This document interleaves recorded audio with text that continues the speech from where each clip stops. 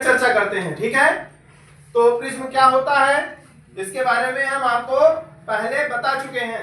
ठीक है, कम से कम 2 बार आपको समझा चुके हैं कि प्रिज्म कैसे काम करता है और प्रिज्म की क्रियाविधि क्या है।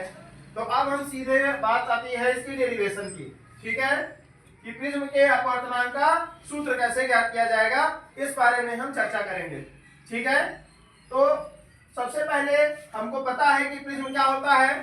ठीक है, 2 समतल अपवर्तक पृष्ठों से घिरा और परस्पर किसी कोण पर झुका समांगी पारदर्शी माध्यम क्या कहलाता है, प्रिज्म कहलाता है। तो हम सबसे पहले यहाँ पर क्या मानेंगे कि माना एक प्रिज्म एबीसी। ठीक है, माना एक प्रिज्म एबीसी जिसके 2 अपवर्तक पृष्ठ एबी और एसी हैं।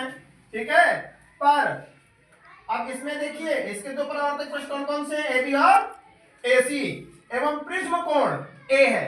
प्रिज्म कोण ए है। एक प्रकाश किरण PQ प्रिज्म के अपवर्तक पृष्ठ AB पर तिरछी आपतित होती है। क्या है, तिरछी आपतित होती है। और चूंकि प्रकाश किरण विरल माध्यम से सघन माध्यम में जा रही है, ठीक है, इसलिए यह जो है अविलंब LM की ओर झुकती हुई, ठीक है, क्या होगी, LM अविलंब की ओर झुकती हुई QR मार्ग पर निर्गत होते हुए, ठीक है, प्रिज्म के दूसरे पृष्ठ AC पर पहुंचती है, जहां पर अविलंब क्या है, MN है, जहां पर अविलंब MN है। और चूंकि प्रकाश किरण सघन माध्यम से विरल माध्यम में जा रही है, इसलिए प्रकाश किरण जो है क्या होगी, अविलंब MN से दूर हटती हुई RS मार्ग पर बाहर की ओर निर्गत हो जाती है। ठीक है, जब प्रकाश किरण PQ को थोड़ा सा आगे बढ़ाया जाता है और प्रकाश किरण RS को थोड़ा सा पीछे की ओर बढ़ाया जाता है, तो ये प्रकाश किरणें कहां पर मिलती हुई प्रतीत होती हैं, बिंदु पर मिलती हुई प्रतीत होती हैं, जहां पर इसका विचलन कोण काउंटर डेल्टा बनता है। ठीक है, अब हम सीधे बात करेंगे कि इसमें का ट्रायंगल कौन सा है। अगर उसमें फिगर ना आ रहा तो यहां पर आके ट्रायंगल को दिखाओ। ठीक है, तो पहला है कि आप देख लेंगे कि त्रिभुज जो आपका बनेगा QTR, ये वाला जो आपका त्रिभुज बनेगा QTR। ठीक है, इसमें देखिए जो ये है आपका काउंटर डेल्टा, ये क्या है, विचलन कोण, बहिष्कोण है। और जब किसी त्रिभुज में जो बहिष्कोण होता है वो त्रिभुज की 2 अंतःभुजाओं के कोणों के योग के बराबर होता है, इसलिए काउंटर डेल्टा बराबर क्या हो जाएगा हमारा, एंगल ऑफ TQ और क्या होगा R plus angle of TRQ। ठीक है, इक्वल टू क्या हो जाएगा, काउंटर डेल्टा। और TQR और TRQ equal to counter delta है, तो इतना सा जो एंगल है वो कैसे निकल के आएगा, जब इस वाले एंगल में से हम ये वाला एंगल क्या कर दें, घटा दें।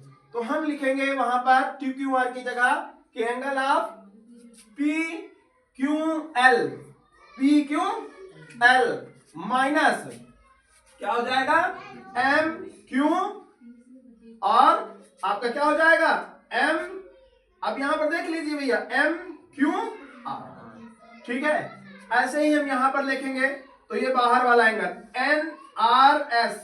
ठीक है, एंगल ऑफ NRS में हम क्या जो है घटा देंगे, ये वाला एंगल घटा दें, है ना, M और NRS में QRM घटा है ना, हाँ ठीक है, QRM है ना, या हम इसे MRQ भी लिख सकते हैं। तो यहां पर क्या हो गया, PQL I1 दिया हुआ है, MQR R1 दिया हुआ है ना, NRS I2 दिया हुआ है और QRM क्या दिया हुआ है, R2 दिया हुआ है। तो हमने इसका जो है वैल्यू पुट कर दी और इक्वल टू काउंटर डेल्टा लिख दिया। अब यहां पर देखते हैं I1 और I2 देखो दोनों प्लस में लिखे हुए हैं, इसलिए इनको एक ब्रैकेट में ले लिया I1 प्लस I2 को, और माइनस का चिन्ह लगाया, तो इसमें जो R1 R2 थे दोनों माइनस के थे, तो माइनस जो है आगे कर लिया, तो क्या हो गया ब्रैकेट में, ये भी दोनों R1 प्लस R2 हो गए, समीकरण 1 हमारा बन गया।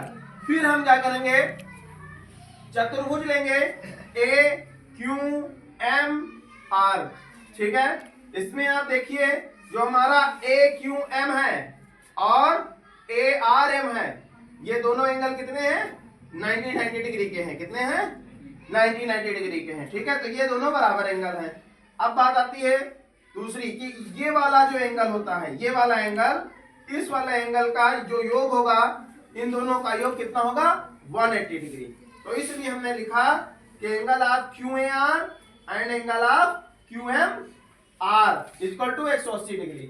अब क्यू ए आर क्या है? ये प्रिज्म कोण है ए, इसलिए क्यू ए आर की जगह पर हमने लिख दिया ए, और Q M R equal to क्या हो गया? 180 डिग्री।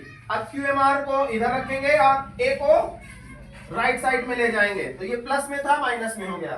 तो angle of Q M R equal to 180 degree minus A, समीकरण 2 बन गया, ठीक है। फिर हम लेंगे त्रिभुज क्यू आर एम। तो कौन कौन सा त्रिभुज हो जाएगा? ये वाला नीचे वाला क्यू आर एम, ये वाला त्रिभुज ले लेंगे। तो त्रिभुज क्यू आर एम में चूंकि आप जानते हैं कि त्रिभुज की तीनों भुजाओं, जो त्रिभुज के तीनों कोणों का योग होता है, त्रिभुज के तीनों कोणों का योग कितना होता है? 180 डिग्री होता है। इसलिए हम यहाँ पर क्या देख लीजिए, अब वहां पर कि क्या किया गया? आर क्यू एम है ना, क्यू एम आर, और क्या हो जाएगा आपका? Q R M, Q R और एम, इन तीनों भुजाओं को मिला के क्या बन गया? 180 डिग्री। अब आर क्यू एम क्या है? R1 है।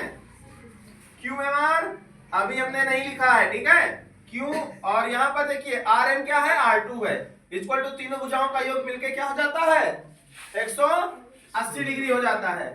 तो क्यू एम आर और ये R1 plus R2 equal to 180 degree. अब चूंकि समीकरण 2 में हमने